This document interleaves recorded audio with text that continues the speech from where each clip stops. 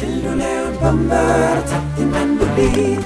Mangler du mobilsignal og nøglen til dit skib? Er du på med cyklen, eller har du fået tår?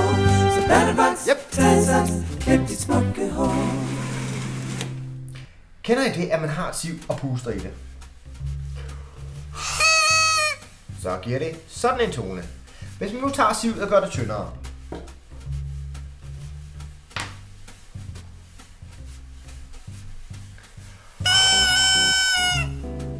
så får man en højere tone. Hvis I nu forestiller jer, at man har noget, der er meget tyndere, så kan man få en ekstrem høj tone, og der er det godt at bruge hår. Og det har vi jo altid lige gjort. Ja, og jeg skal kun bruge et enkelt hår.